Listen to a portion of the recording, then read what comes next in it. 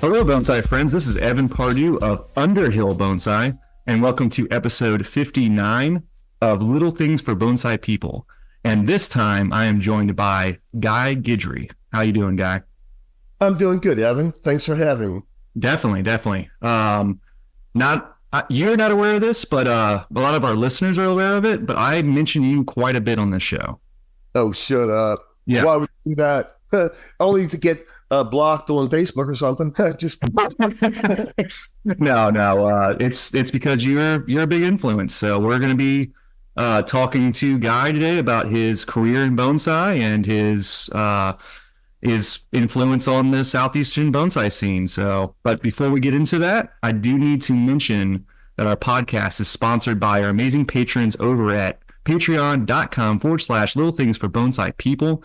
You can head over there and become a bonsai best bud and hang out with us in our Discord and talk with these amazing people. Starting off our list with Tori Solis, Vicky Alt, Boyd Snellgrove, Ricky Ruins, Joshua Bentley, Snappy Chappers, Joel Jenkins, Justin Knight, Backyard, Bonsai Australia, Greenwich Gardens, Taylor Peacock, Chase Pertwee, Austin Atkins, Karen Codswell, In Ryu In Garden. That's the Japanese garden in Australia that I've been messing up their name multiple times, but I think I got it right this time. They're also our bonsai best friend Specimen Bud, Luis Torres, AC Castle, Bonsai Marine, Jas Potts, Chris Fossoon, Timothy Arsenal, Randy Bennett, Victrina Ridgway, LaRon's Bonsai Yard, Nancy Hoffman, Nate Murray, Joshua Roth Tools, and J.M. Stewart Woodworking. We have a brand new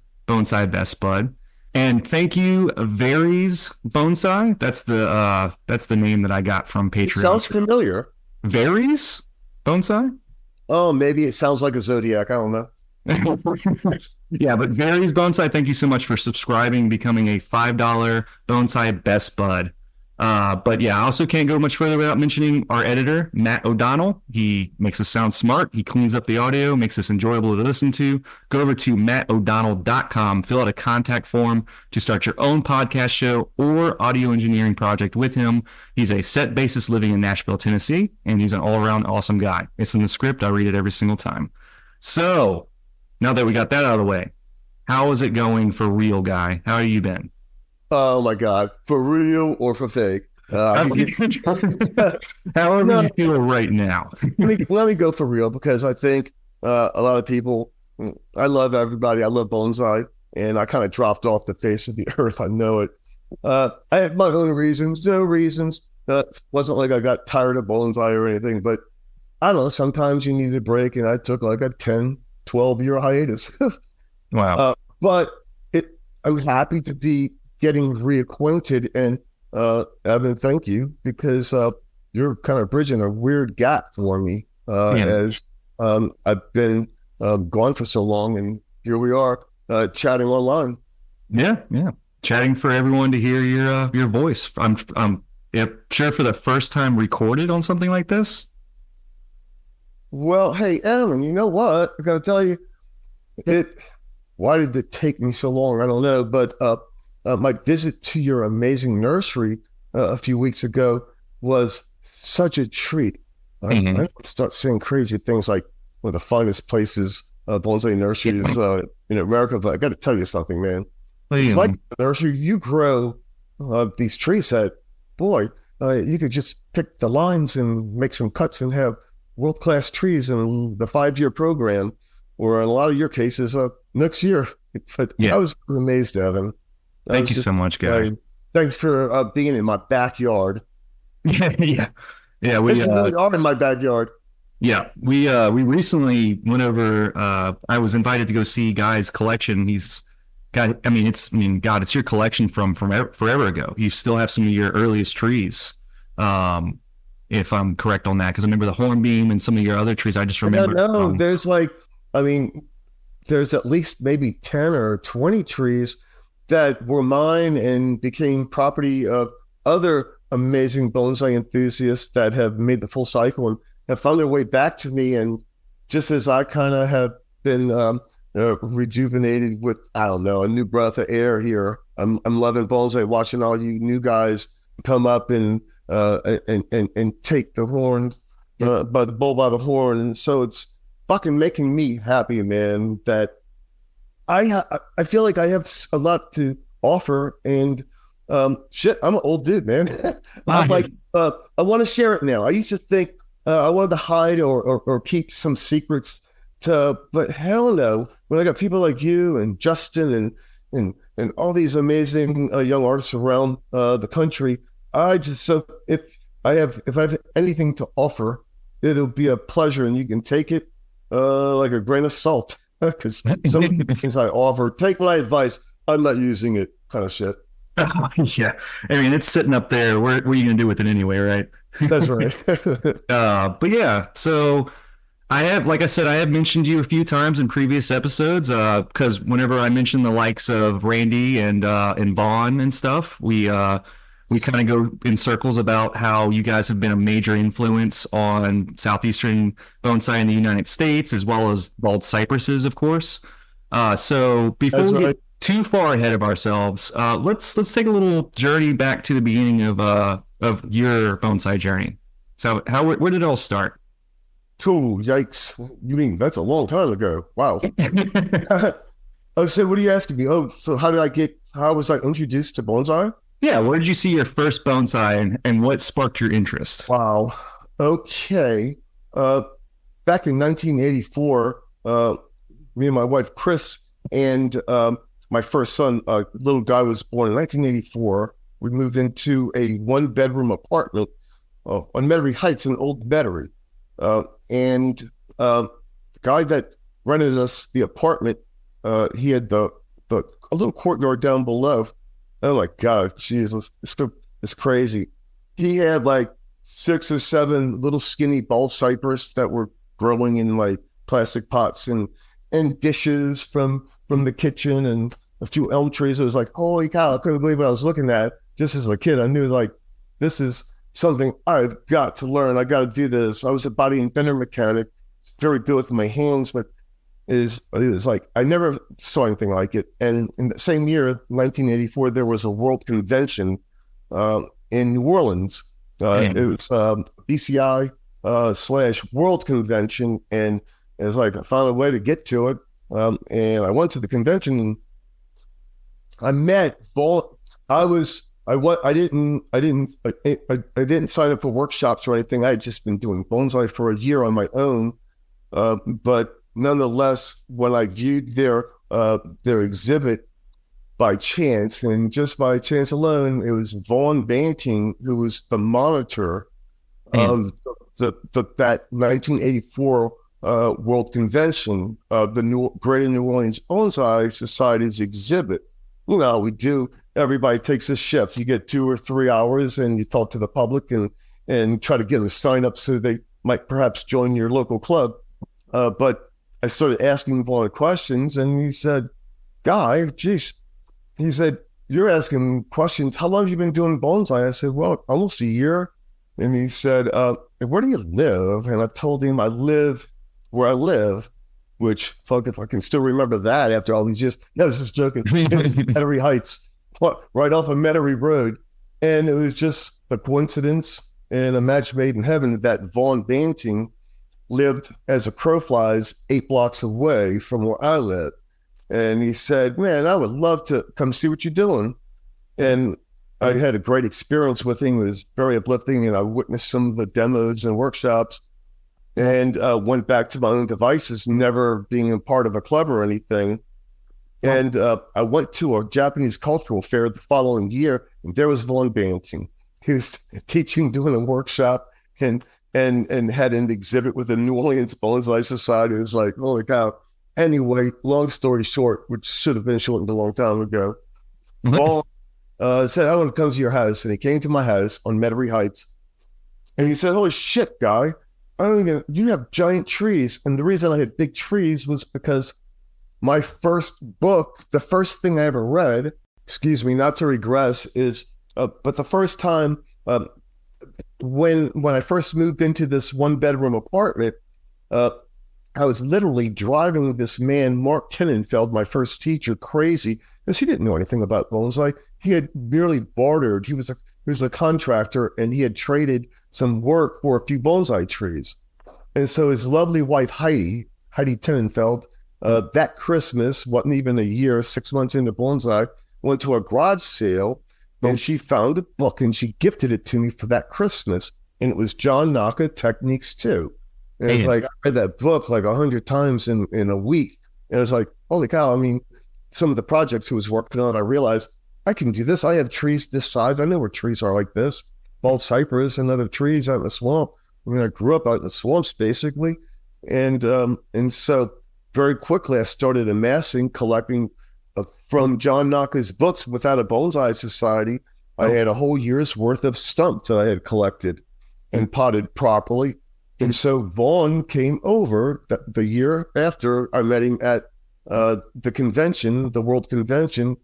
And when he walked into my tiny yard, it was only like 8 feet by 12 feet, but it was jammed full of like 13 or 14 pretty big ass trees. And he said, holy cow, Guy. He said, this is amazing. He said, you got bigger trees than I have. I've been doing this my whole life. I teach bonsai all around the world.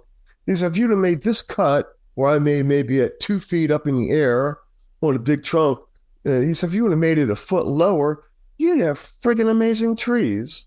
And so he left and I cut, it was springtime. I cut every tree down to where he suggested, started over, wasted a whole year's worth of growth and started growing the trees. Like my wife cried. She's like, are you crazy? You just cut everything you've been working on for a year down again? Well, anyway, long story short, Vaughn came back that fall and he said, holy shit, God, this is amazing. He said, you're the first person that really took my advice and I want to be your teacher. And so Vaughn, from that moment on, took me under his wing and I became his teacher. And here I today. Yeah. And so, I mean, you went on to, I mean, there's a lot more stuff that happened after Vaughn because you went on to have your own nursery eventually. Yes. And you did some stuff where you actually got to meet John Naka at one point, correct? Oh, meet John Naka. John Naka used to come to my house. Yeah. I hosted.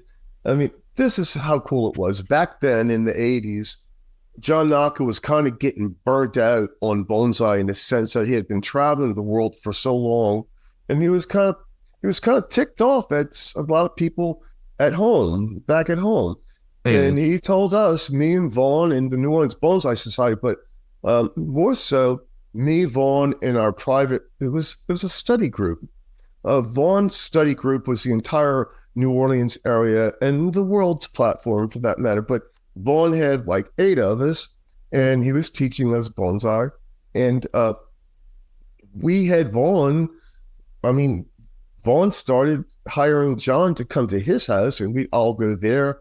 And then Vaughn said, Guy, why don't you host it? So I started hosting it, went to my house, and then we did this several times. And like it's crazy. Okay, Evan, back in 1986, maybe, I don't know, 86 or 87, we brought John Naka in for the Knobs, the Greater New Orleans Bonsai Society, for our spring garden show at Park Botanic Gardens. And so John, he was looking at the exhibit, and back then it was crazy because a lot of people didn't like me because I was taking giant cypress trees and different trees and cutting them down and carving taper into them.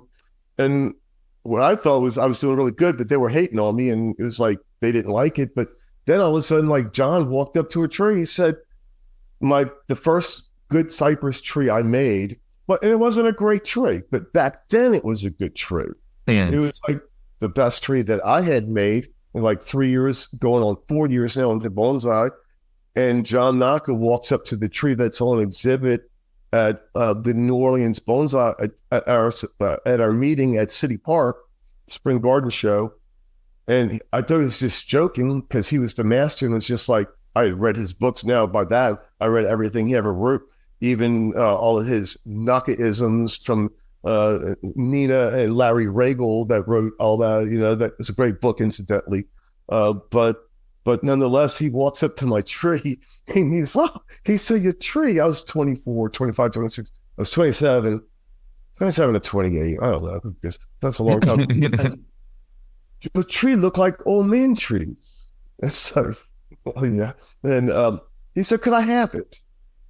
And I was like, why? Vaughn's sitting by my side. I actually have a picture of that day. I just saw it recently that somebody snapped with a Instamatic camera. But he asked me, could he have the tree? And of course, what you going to tell? Of course you can have the tree. You know? So unbeknownst to me, Vaughn knew that John was doing, it was the Naka Pavilion in D.C. At the National Arboretum. And he got my tree, and I think 2 or 3 of Vaughn's trees. But it was an honor of my life right there. And so from that moment on, then my life had changed because I was a body and fender mechanic, and it didn't take long, but I made a transition from being a body and fender mechanic to, it was weird because after like 8 or 10 years, I was like teaching bonsai all over the world. You know, Vaughn would say, no, John would say, Guy, can you do this? Can you do that? And so my workshops with John and my private times with John and Vaughn, like, I'll just tell you, like, just so you know, so don't forget to ask me about it sometime in passing when we're together. I told John I want to make Ghost Shine, man. Shit. And he said, you'll know when it's time to make Ghost Shine. He said, you keep making your big trees, make big trees, make big trees. But when it's time, you'll know it's time to make Ghost Shine. We'll try to. Yeah. And so from that moment on, I've been thinking about that stupid tree forever and ever. And so always trying to make it. Nobody could ever beat that tree, but still it's fun to fantasize and to have something that might resemble it in your collection or that. So for the our listeners out there, Goshen or Gushin is how many trees? It's 13? No, it's 11 trees. 11. Okay. And it's Garter of the Spirits. It's Yep. Probably no doubt one of the most iconic bonsai in the world. Yeah, because John Naka was from Japan, and in fact, still in the high school that he left, they have his books. John Naka, okay, this is what the world really doesn't understand, is that the Japanese have their ways, their classical bonsai, but nobody until John Naka put it in words, in writing, made first branch, second branch, just so you could get a feel for how to come to create these proportions to make trees look old with negative space in a Fibonacci golden rule way. And that John, people, they think, oh no, he wrote those rules, man, that the world, even the Japanese, acknowledge and follow because he got it from them, but they never put it in words. Yeah. Pretty cool. So yeah, I was very fortunate because I guess John Naka did like me. When I find people like you and Justin that are busting big ass trees, that's what I gravitate towards. I like small trees too. I like it all, but I'm still, well, I like the big trees. And when I find the small ones, I do my best to make them as at home in my collection, which is a very small collection. I mean, everybody's always rebuilding collections, and it's fun. I realize now that's it, man. To make the trees, not to have them. I hate having them. I like making them. Yeah. And after here to a point, then it's somebody else's job, you know? Yeah. I mean, unless they be the steward of the trees and just maintain them, well, then sure, that's a great job. That's a great place to be. But I'd find it more interesting to be in the fetal stages of a project. Yeah. And so you've chased down trying to develop and make your own Goshen. And did you ever get to work on the actual Goshen? Was that ever something that passed through? I've touched Goshen so many times and talked about it with John like 3 times, but in front of the tree, but I never pinched, pruned, or any of the curators. That's their job, and they've done a magnificent job at the National Arboretum. And Big job, and everything has an expiration date. Everything, we all do. I mean, unfortunately, it's just the way it is. John Knocker was taking cuttings, 93 years old. He was still taking cuttings. It's like, okay, he's going to keep making trees. Yeah. But everything has an expiration date, just as trees do. And trees, their counterparts to bonsai in nature, certainly enjoy the greatest longevity on the face of the earth, oldest organisms. And so for us to create that same look, that same feel of the oldest living things on earth in miniature and pots, we push trees to the limit, which means we diminish their life expectancy. It's not 3,000 years when it's in a pot, you know what I'm saying? But we can make it look like 3,000 years. Certainly, we can grow them for hundreds and hundreds of years in pots, but still, the jury's not out on, let me see a tree that's been in a pot for 1,000 years. Mm-hmm. I mean, it might be pretty tough. I don't know what the oldest tree would be in a pot that's known. I know that there's the white pine. That one was 400 suspected, the one that's in the National Arboretum. Do you know of any other older ones? Well, I know there's older ones in Japan. Hey, look, not to say anything negative, because, there's 3 ages to bonsai. There's the actual age, how old the tree is from the time it was a seed, from propagation to current. And then there's how long has it been a bonsai in a pot, a true bonsai. But that's all good and fine and dandy. It's nice to start with the old tree. Fuck yeah. But the beauty of bonsai is, how old did I make it look? I don't care if it's a 50-year-old tree. What if I make it look like a 300-year-old tree, And so this whole notion of it's all relative, I have a hard time thinking anything is 1,000 years old that's 4 foot tall. Sorry. I don't buy it. But I see it, I feel it. Maybe I'm wrong. Oh, I am wrong. But I don't think anything 4 foot tall is, no. And But maybe I'm starting to believe in aliens and shit. I don't know. I guess I just gotta have faith. Yeah. It doesn't matter as long as we're having fun doing it, right? And now, you're having a lot of fun from the looks of your nursery. Dude, your place is fucking crazy. Yeah. Amazing. I mean, I'm trying a little bit of everything out there, because, like the big trees, like you said, that's a huge part. I think it's a huge part of our culture as far as Louisiana bonsai goes. I mean, everybody wants that big bald cypress in their collection, and usually the bigger the cypress, the better the quality, like the flutes and the knees and the serious taper. And it's just, you play around with that. Just it looks, the bigger you get on a tree, the more convincing you can be in scale, And with branching, twigging, trunk size, height, all that. It's such an amazing equation. But yeah, man.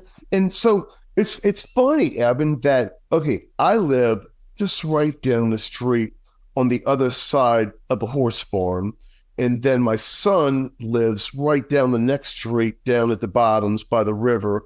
And then my youngest son lives where there's a tree farm. And then he lives at the very bottom, his house. And then you are at the very top. He lives between 2 tree farms, a bonsai farm, and he grew up on a bonsai nursery his whole life. But now he lives at the bottom of the hill, and there is Underhill. And at the bottom of the hill, to the other direction is pretty trees. Isn't that crazy?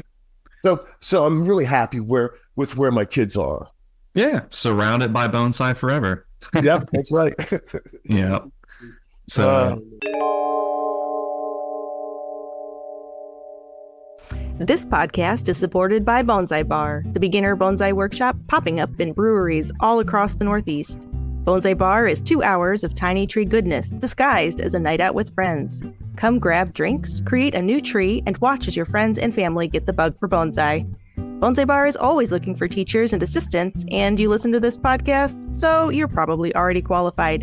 Bring your knowledge out to the bar. Apply today. Find event tickets, contact info, and more at bonsaibar.com. It's a fun journey, and it's a journey that it brings you places. It gets you in touch. Like, for instance, how about this, Evan?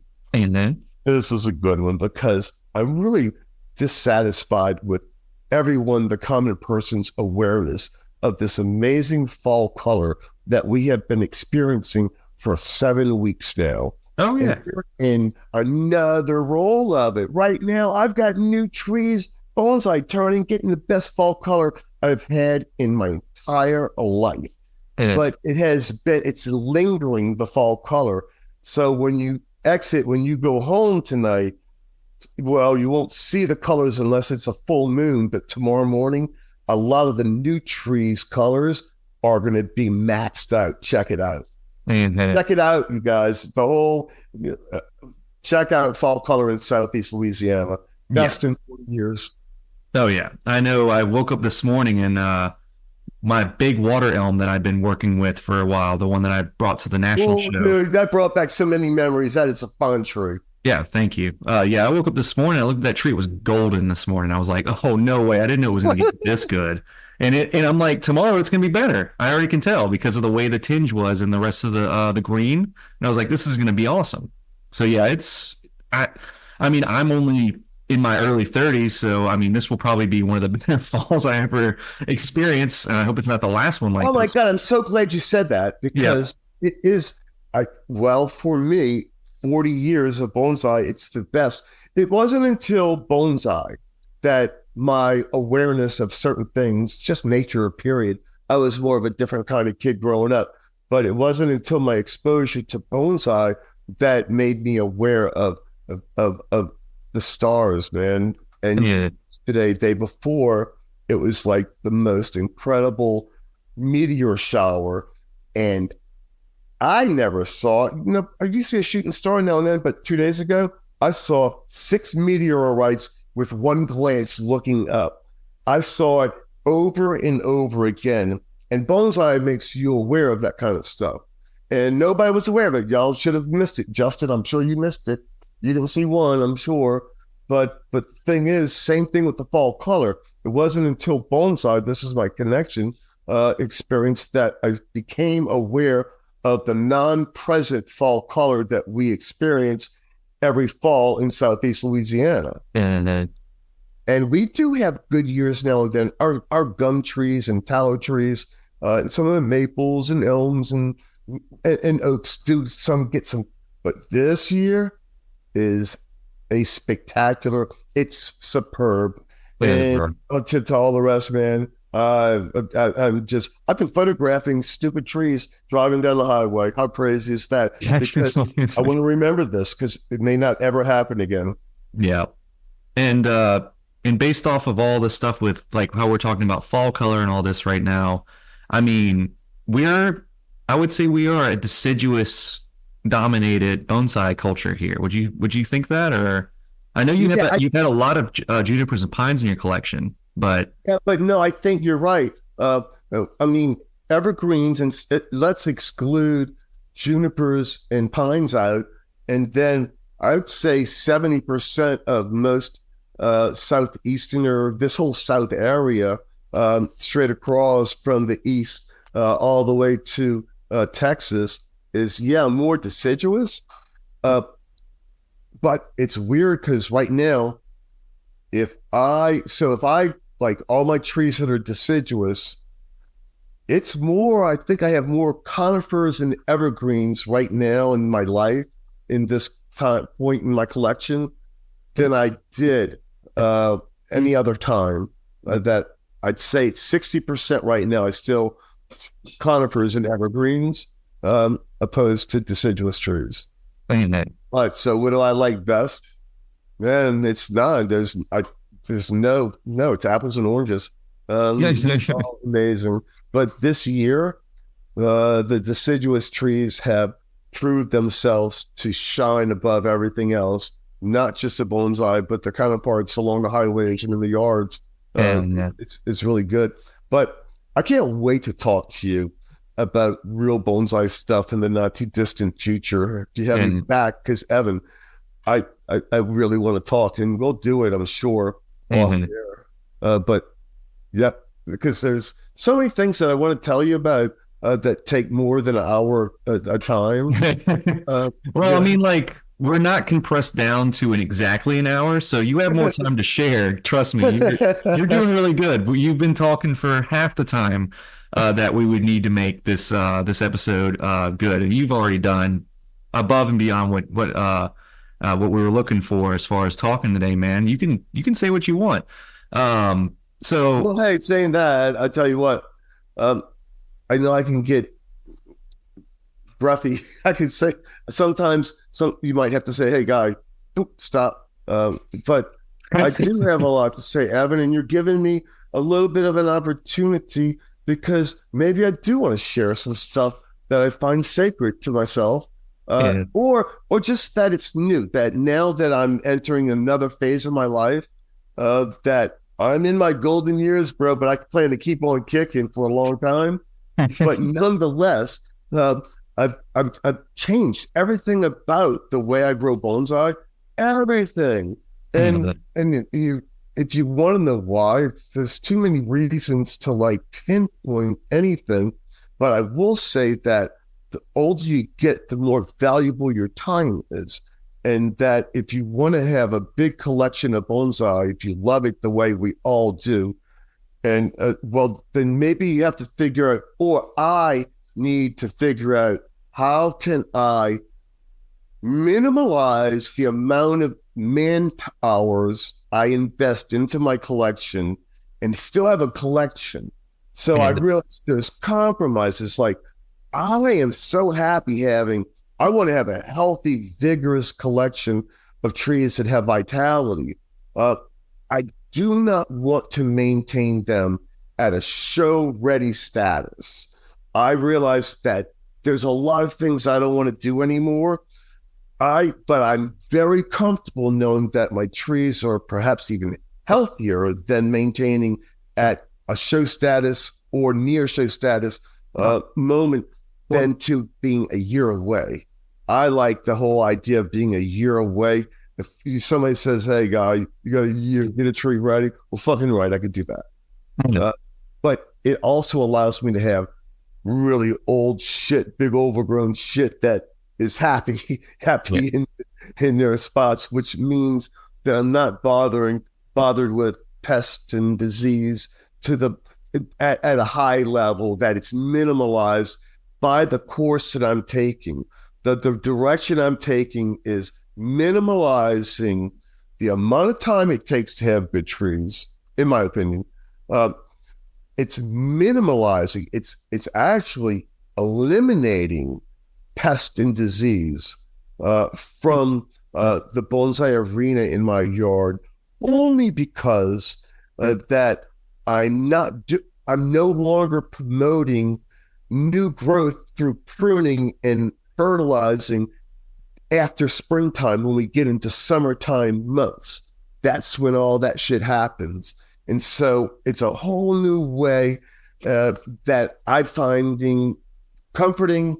It gives me a place where I'm comfortable knowing how to remedy any problem that I have, or at least close to it. Most things after all these years, I know how to remedy the problem. I can identify it, whether it be bacterial, fungal, whether it's pest or any other types of disease. And what I've discovered was, and this is what's going to be good because I'll get to leave you with this shit, is that my new direction eliminates 99% of pest and disease out of the equation of my bonsai. And if bonsai people wonder, why is my bonsai collection, have the deciduous trees already lost their leaves when the trees in my backyard still have it, and they're still in a different mode? I am very happy, and this is my third year, and now I'm becoming an expert on it, making my trees grow without pruning the way their counterparts do proportionally, and maintain short internodes. And this, I don't know, it's new to me. but it is worth discussing. Mm. It is a very unique technique. You showed me a little bit of it in your garden not too long ago, but it is allowing the trees to run their full extent without cutting back as often as you would in previous years that you've worked on bonsai. That's what you explained to me. Yes, absolutely. Well said. Thank you. It's like there's so much that I'd like crosses over in them, but I would like to write it down so that I can accurately, intelligently say it, because I've never. It's just a process that I've been using. I've been doing it without a true program, other than I stick to it. I do, if I'm going to say I'm going to do this week and that week, this week and alternate. I'm doing all these things that at the end of a physical year of a growing cycle, the trees are in the exact same place their counterparts are. And it's teaching me volumes about the 4 seasons, the cycles of tree, and how important and how beneficial it can be. And I understand that certain times you're going to have to deviate from what I'm saying, going back to where I've always been, where everybody is. But there's a lot to talk about, and I'm excited that you're just right up the road, so we could continue this. Yeah, definitely. And I mean, as time goes on, like you said, like you're right down the road. I mean, once you kind of develop this technique more and more, you showed me a picture of that elm tree that you trimmed back. And I mean, isn't it looking good? Oh, it looks amazing. Yeah, the American elm, where you just got it right back, nice and tight, and everything's, all the branches are nice and beefy, and they're believable. It really is. And then that's 3.5 years. Yeah, that's amazing. Yeah, from like a 30-foot tall tree.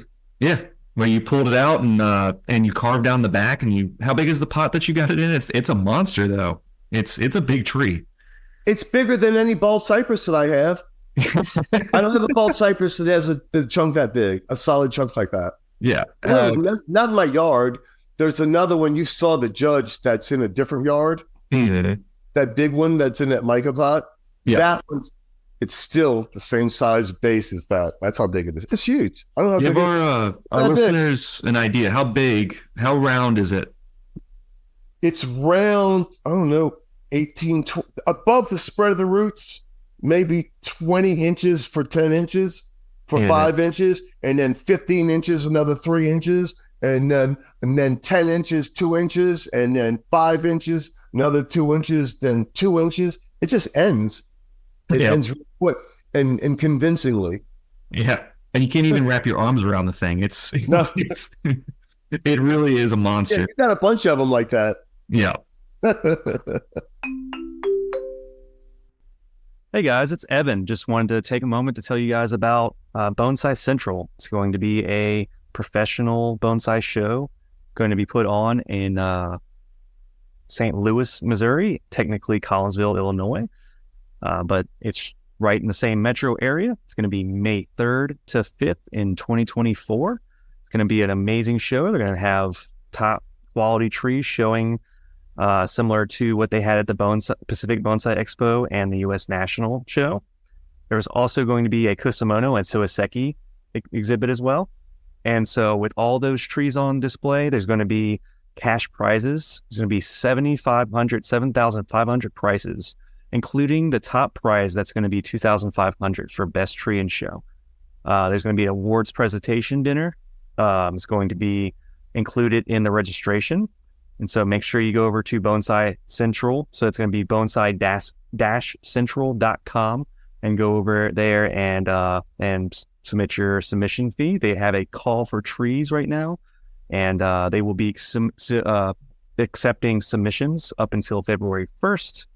So make sure you get your pictures and your examples of how your display is going to look over to Bonsai Central. It's going to be Timothy Houston that you'll be dealing with exclusively for the tree submissions. He's looking for 2 to 4 photos of your tree or display, a brief description of your tree.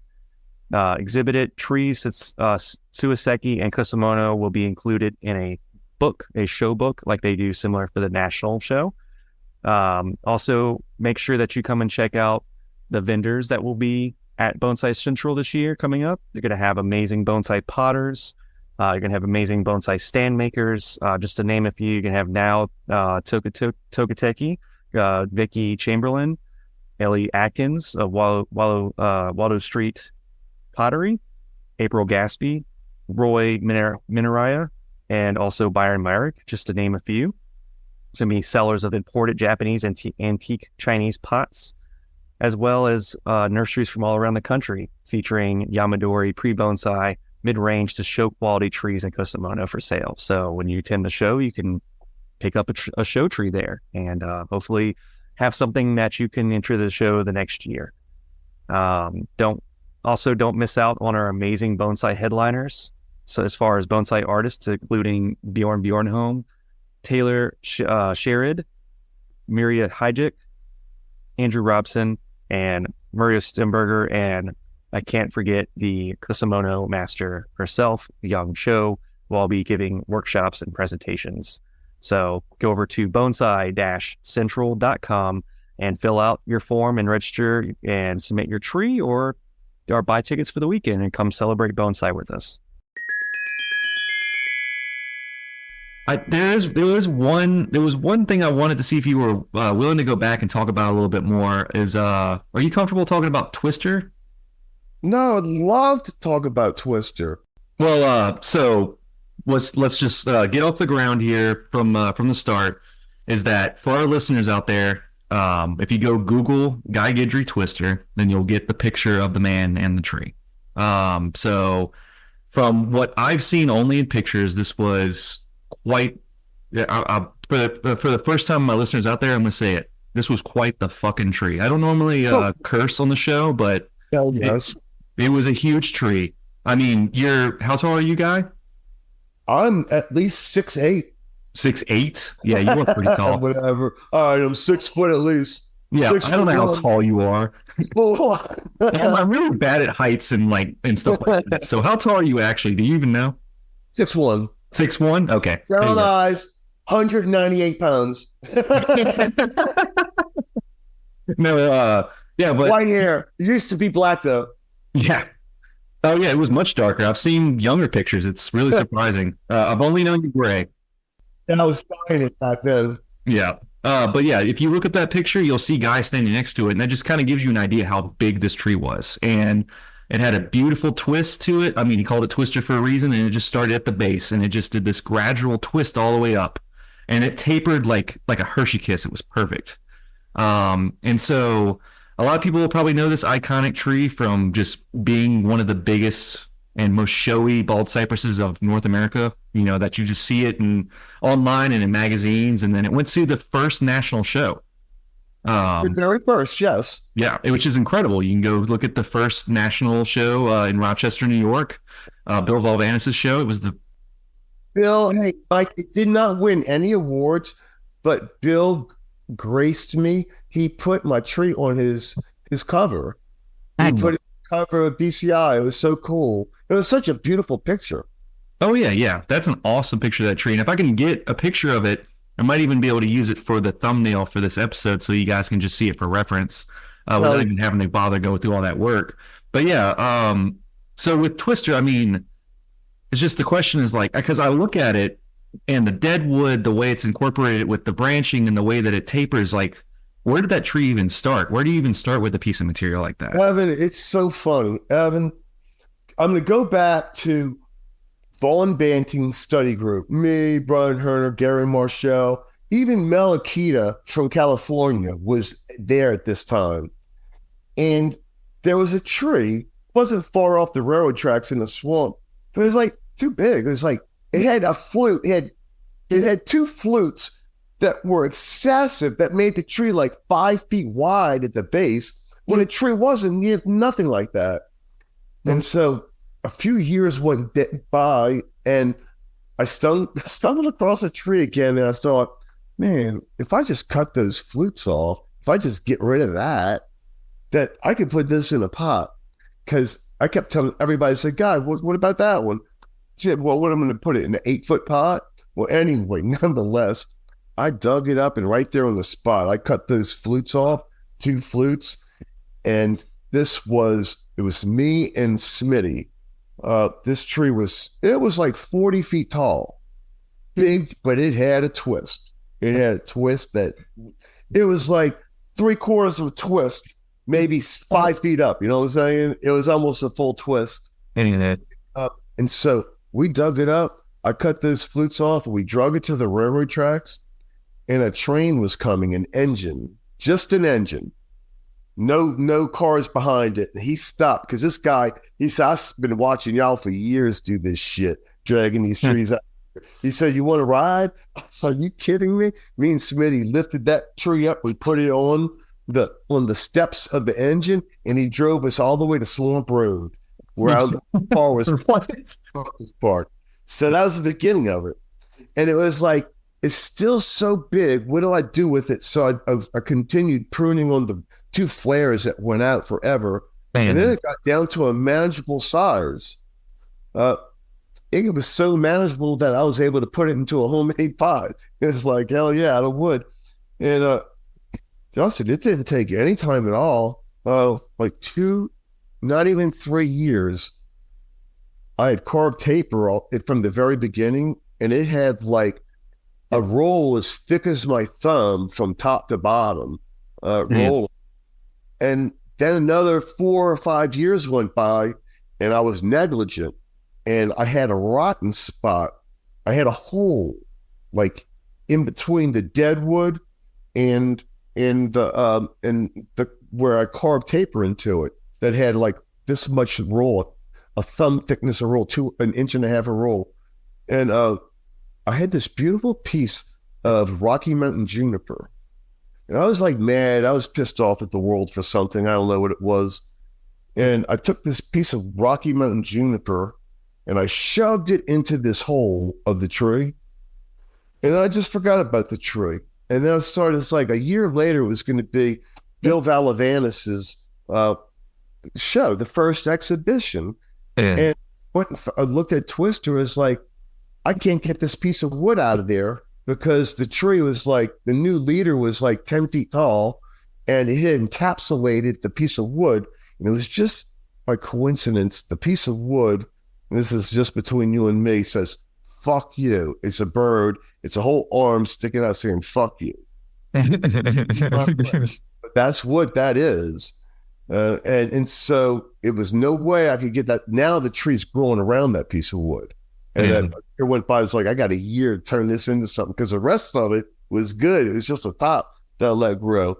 And I brought it up there and it's, dude, it was like Bill said, God, so it's big, but it can't go on any benches. So he put it on the ground in a spot at the end of one bench, which was perfect. It was perfect. It fit nicely. And man, it was just like such a great experience. I'd love to experience something like this again. Bill's big freaking show. But I got that. I even though I didn't win anything, he put it on the cover of his magazine.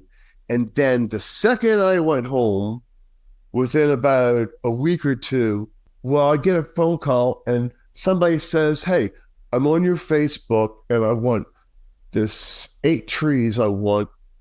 They have prices on them. And then there's 2 other trees that don't have prices on them. And he said, one of them's this twisted bald cypress. And I said, Twister. He said, I'd like to buy that one too. I'm thinking, bullshit. You know, he just said $120,000 worth of trees on my inflated prices. At the time, people thought everything I did was inflated because I can only do it one time. So it's valuable to me. You know what I'm saying? I'm gonna be dead soon. So shit, fuck, that's just the way it is, man. But anyway, he said, how much? I said, 45. He said, okay, I'll take that one too. And that was a nightmare because it was like a whole bunch of money. And the guy says, okay, give me your banking information and I'm going to wire you the money. He'll be there by 6 o'clock this evening. Check, no money. I checked 8, 9. It's like, oh, it's just somebody fucking with me. You know what I'm saying? I just figured somebody's messing with me. And the next day I get a phone call from him saying, I apologize. I have to use a different bank.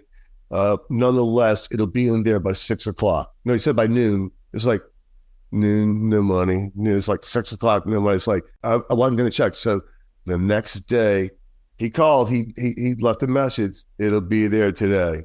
It's like, I was not going to check again. Wasn't going to check. Well, anyway, it was 6 o'clock. I said, I couldn't help myself. I swore to myself I wasn't going to fall to this shit. And anyway, I checked. It was like, what? All this money in my bank account. It's like, he bought it. He did. He bought that and 12 others. It's like, oh, shit.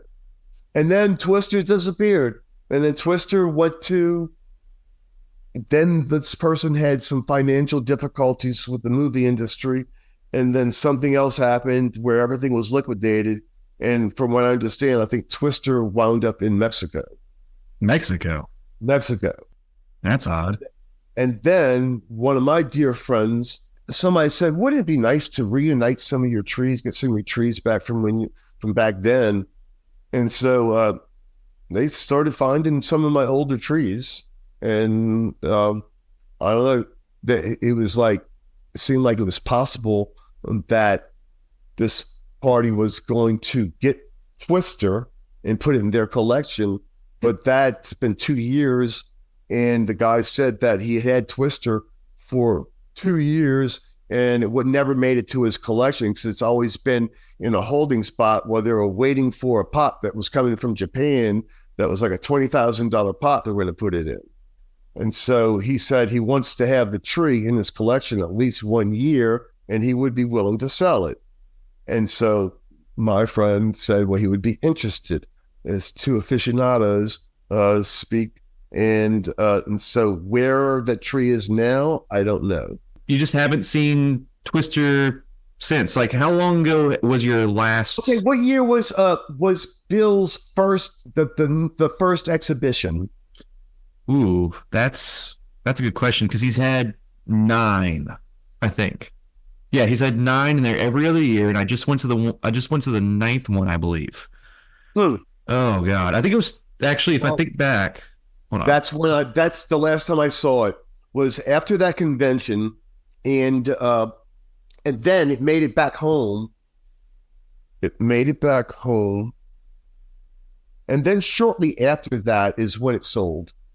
From the nursery, from here in Covington. Okay. So, yeah, the first U.S. National show would have been in 2008. Okay, then it sold in 2008. Wait, what month? October. It might have been 2009, early 2009. Yeah. Yeah. And then it kind of just went from there. Then it was gone. But then Kimura Bonsai, Robert Pressler in California, he has Kimura Bonsai. He was a caretaker of that tree for many years. No shit. 3 years, Robert Pressler. And other trees, like I have a very old Cascade hackberry, a Celtis lavigata, or Celtis lavigata, in the California collection. There's a few of my trees that are there that came from that deal. I don't know if they're still there, you know what I'm saying? But Robert Pressler knows the history of where they went when they left me. You know what's funny is that not the episode before this one, but the one before that, I had Robert Pressler on the show, and I was talking to him just like barely 2 weeks ago. And it's really funny you mentioned that. No kidding. I love that guy. He's cool as can be. Yeah, that's awesome. When you mentioned it, I was like, wait a second. There's no way. That's just a coincidence. No, Robert Pressler. And then when all this happened, he was tasked with having to liquidate the entire huge collection of these trees. Not just mine. I'm sure he had other trees in the collection because he had like 12, 13 of my trees, but he had all kind of trees he was buying from everywhere. You know what I'm saying? He had a lot of shit. Yeah. Well, that's crazy. Like that dude, trees. How can that be bonsai? What the hell? So is bonsai art or is it just freaking I don't know what it is. I don't know if it's art. It can be, I guess. Mhm. Yeah, it's like the trees can pass through people's hands. You have to create it, then you sell it, and then it's like it does it become high end art at that point? Like, and then you like you mentioned earlier, it's like you enjoy the process of creating the trees more than you like having them. But Yes. I mean, it's just I mean, I want to be honest. I have a collection that means the world to me just because some of the trees I've done things with them, like I've gone to shows with them or they were a gift from somebody. I mean, it's just I see it a little differently too, and it's interesting to hear that you had made trees for so long and now you've kind of come around back to it again. I mean, Now I'd like to have a couple of them. yeah. And Hey, how about this? So trees, so yeah, you have trees for so long. Wow. How profound the fact that you have kids for so long too. I have four kids, Evan, and each and every one of my kids I love more than life itself. They're all the same. I like to tell them when they're alone that I love you more than the other one and shit like that. Just messing with them. But nothing is better. There's no love stronger than a paternal or a maternal love for a son or a daughter. You know what I'm saying? Nothing. But bonsai is right there. yeah, it's pretty close to that. Wow. Your kids grow up, have families, and they're gone. You still have the freaking trees way longer than you have kids. What the shit? And so little Guy was like a baby. He said when he was like 4 years old, I love this. He says, you love those trees more than you love me. I said, baby, I hugged him. I said, no, I love you just as much. So there you go. Yeah. And so with your kids, do they practice bonsai? I mean, this is just purely just for like a fun question. I mean, do they practice or have they ever shown interest? But they do. Like for instance, Guy can make diazes as good as anybody in the world. And For stones, Guy can wire. I don't give a shit how big a tree is. If it needs raffia, duct tape, whatever, he'll say, Dad, you mean you want to move this branch? And say yes. So it might take 3-4 wraps of some 6 or something, but he can wire better than I can. He can wire not better, but he's more meticulous. He's way meticulous. Just beautiful. So, and then what happened was over the years, because I used to pay him $10 an hour to wire a full tree. He might get paid $50 for wiring a giant ass tree that is going to make me a shit ton of money. But then he started fucking bending and styling, which pissed me off because then he started a job. But no, that's not, I wasn't paying him to style. I was paying him to wire. And he says, well, I can't wire and not have some, I got to have some. So like, I get it. So yes, he can do it. Guy's good. Dustin has one jade tree about that big, old, maybe 30-year-old, one of my bigger jades, like the bigger ones that I have. He has the biggest one, or Justin does, somebody does. And Gavin's got a couple junipers, a couple trees. Allie says she will never grow a bonsai. I grew up with that. I'll never grow a bonsai. She will grow bonsai one day. Ah, well, I mean, if it's anything to be said for our listeners out there, if you have a kid and you're really into bonsai and you want to force them into bonsai, tell them that you'll pay them to wire your trees. And that's right. Magic will happen. I like that, Evan. That's beautiful. Yeah, like we're going to talk about stuff on the show every once in a while. We'll go into it's like, all right, well, I'm going to do bonsai for my entire life. And I mean, that's kind of one of the most unique things about bonsai is I hear people say this, and I say this to myself as like a I forgot what you would say, what you would call that. It's just like something that it's like a cornerstone of like what you say, and you're like, oh, I'm going to do bonsai. And then it's like in bonsai, it's like people say, I'm going to do this for the rest of my life. And it's a weird thing because there's not a lot of other hobbies or art forms that people say that kind of thing about, and so every once in a while it comes up in the conversations like, how do I get my kid into this so that when I'm gone, my trees will continue to live on? And it's always like it seems like it's always an issue. Evan, guess what? I know that if I were to drop dead tomorrow, which could very well be possible with my lifestyle, just joking. I think, but I think between my three boys, they would definitely, and friends, Justin, you, and different people, my trees would be happy. You know what I'm saying? Yeah. I can only say that is because they didn't live the life. My kids didn't live a life of a parent that dabbled in bonsai. They lived bonsai. Everything was, their whole world was bonsai. They were exposed to every part. They had to mix. So every one of them had to work. They might not have had their own trees and shit, but they had to work. And subsequently, they learned amazing values and lots of contacts and people. And subliminally, there is a passion for each and every one of them. Even Allie, who says she'll never grow bonsai. That's not true. She will eventually. And maybe it's not for everybody because it takes a lot of time, unless you can figure out a way to minimize the time and free yourself up so you can go on vacation, go out and have fun. It's still a collection, which we got to talk about soon. Yeah. I struggle with going out of town and stuff. I totally know what you mean. Like, you go out of town, you hire somebody to water your trees for you, and you have an automatic irrigation system in this, like in bonsai, like we're so married to our trees. I mean, it's just the way it is, you know? Because why? Because it's passion, it's love, it's an addiction, it's a compulsion. It's something that gets us close to nature.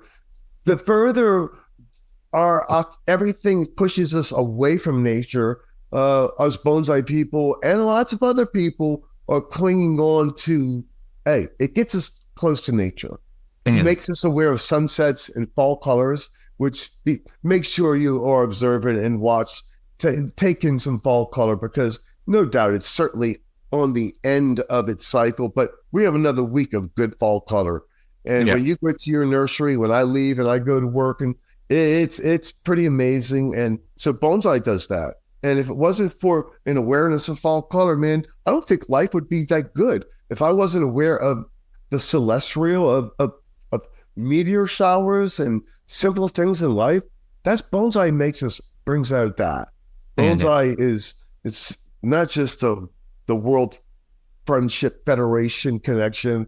It's deeper to it's personal for everybody.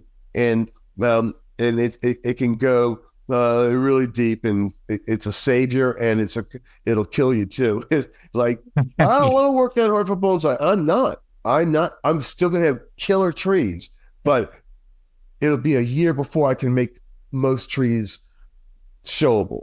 And I don't even care about that unless somebody says, all right, we'll pay you and you can make your trees look real good and maintain. It's like, all right, well, whatever. And then they'll still get somebody else to help me do it. Because I still don't want to, because how could I love doing bonsai if I do it 10 hours a day? It's work. No matter what. It's work. It's work. But you got to put the work in so that you can feel this way. And you know it. You work on a lot of trees, Evan. You're a slave to your nursery. However, what could be better? It's you say all these like profound, like nice things about bonsai, and you're like, you're a slave and you know it. That's right. But I mean, it is what it is. I mean, like I said, it's like people say they want to do bonsai, they want to do it for the rest of their life, and then it really is like that. You know, you're married to it, you're always in it, you got to do it every single day if you're really about it. And you know, and if you're here listening for the first time, I mean, I'm sorry, but this is the truth. Like this. It's beautiful. If you're here listening for the first time, bonsai becomes a passion. And it doesn't matter if you've been doing bonsai for 1 year, 1 week. You love it just as much as us seasoned guys do. That passion is inevitable. It's nature. It's the best of the best. You can have a slice of nature right in your backyard, an old growth tree. And so even with a sapling cut off in a bonsai pot, the new guy gets to enjoy and love his tree as much as we do. And so just hang in there, because that little tree next year ages by 10 years. Isn't it? Yeah. I mean, I was going to ask you, like, what would you tell a new, like, bonsai enthusiast? But I think you pretty much nailed it right there. Yeah, man. Hey, look, just just prepare to never go on vacation again. I have some really good friends that also do bonsai. Yeah, hey, no, it's nothing better. You could take up painting, sculpting, everything. It's all wonderful, but I don't think that'll get you close to nature because you have to witness. So bonsai is no different. I think, from what I understand, bonsai is the fastest growing hobby and art in the world. And if that's not true, then it's not, but it should be. I mean, on a like a national level, on our international level, I mean, just so you know, Guy, I mean, we have listeners all over the globe as far as what I've been able to track, and I would agree it's growing very rapidly. I mean, especially in Europe, and I mean, we've got a lot of listeners in Australia that have sparked recently, and there's been a lot of interest there. So, Cool. I would agree. Yeah, this is what we're doing. I mean, and hey, you know, it's funny, Evan. Yeah, what's up? Is the Karate Kid there's a lot of people I attribute to being responsible for exposing bonsai to America and to the world, more so than traditional classical Japanese artists. It's Bonsai Kid and stuff like that. Bonsai Kid, the movies.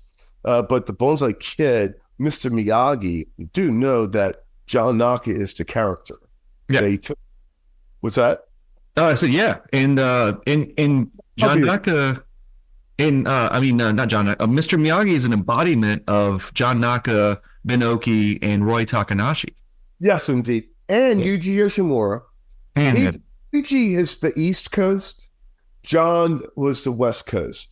And so I fell in with the West Coast, where Bill Valadares was Yuji Yoshimura, more samurai, but so these two worlds met, these two samurais, John Naka and Yuji, right in the middle, and that's where I got, and where my influence was, it's all the same, but John Naka. Yeah. Through Von Banning, through John Naka, through Ben-Oki. God, there's so many. Holy cow. Yeah, there's so many legends to look back and just remember. I mean, and it's awesome because like I was mentioning, it's like you want people to carry on your trees, on your legacy and all that. And I mean you've already got trees in the National Arboretum, so you've got that pretty much down too. We all want our trees to go to a place. Yeah. That might perhaps benefit, that might be of some type of entertainment, amusement, and money-making situation.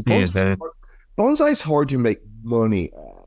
No, but however, Evan, I always made money at bonsai. I made money at it. I made good money at it, and I charge extremely high. Some people say his trees are way overpriced, or his classes are overpriced, or all that, and it's okay. It is what it is. I don't care what anybody thinks. It's none of my business if somebody thinks unkindly of me. I don't care, it don't matter. But the fact is, man, that it is our passion. And you right now, your nursery, I see fucking some of the best freaking trees coming out of your freaking nursery. There is. I don't see another nursery in the country that's still growing the quality of stock you're growing. Straight up. Yeah. But I haven't traveled the country, but still the quality is totally way fucking high at your nursery. Thank you. Yeah, I mean it's coming along. It's coming along. I don't think it's the best. I mean, I still have I have a high bar for myself, so I'll keep putting it higher then. I find it the high level is because it's the type of material that I love.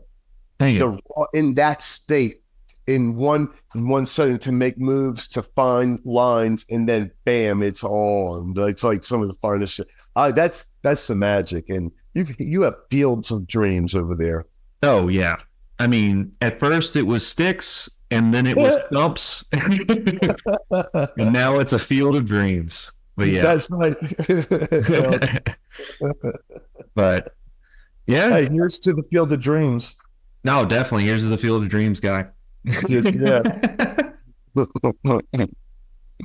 yeah, I'd say this has been a very, very great conversation, very educational, very close to your chest kind of conversation. Thank you for sharing and being honest. Like you said, people haven't heard from you in a while. I mean, but I mean, you're still going to keep being yourself and being, doing your thing. I mean, is there any plans, or just so the world knows, are you just kind of, how do you feel right now? Huh. Well, I almost feel like a virgin that it's all new to me, and I'm excited about delving back into the trees. Hey, for the first time in my life, I'm alone. Okay. For the first time in my entire life, I always had family, kids, women in my life.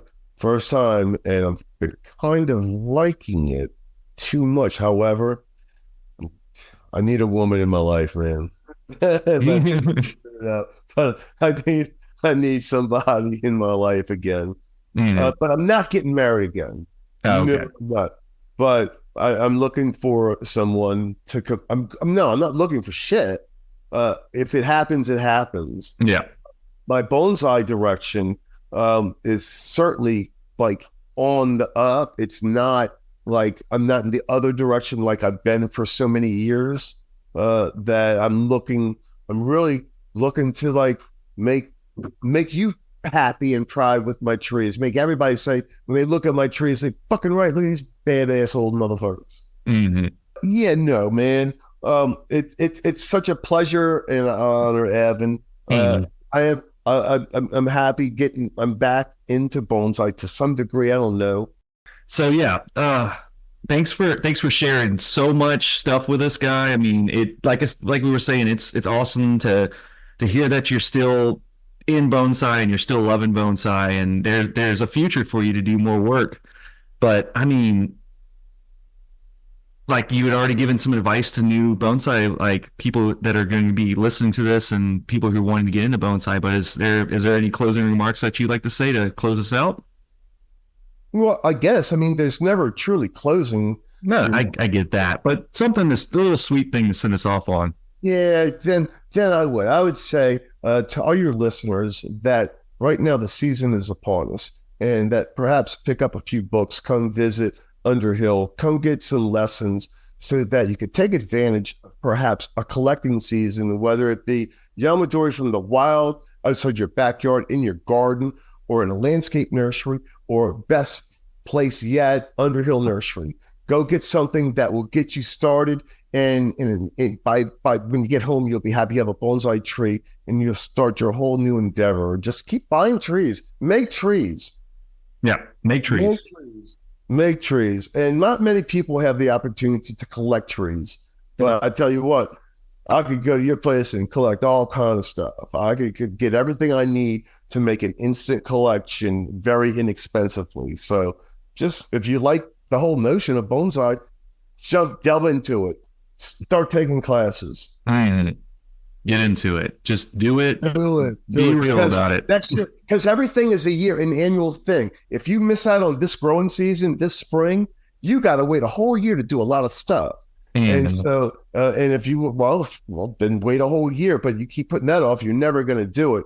Now's the time. It's the perfect time of the year, Evan. And you're going to be busy. You're always busy, but just keep teaching the classes and keep recruiting people, because if they start right, oh my God, they're so much ahead of the crowd. If they start wrong, well, they're never going to make good bonsai. Yeah. Like y'all heard, Guy, get out there, get your trees, get started now. I mean, this is a great way to kick off the year. I mean, this is the time. Go collect trees, go get started with trees, be ready to repot, work roots, make class, do it.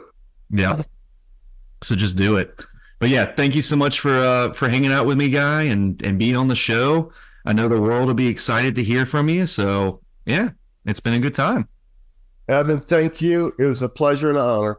Definitely. All right, guys, we'll be back next week with even more little things for bonsai people. Y'all have an excellent week.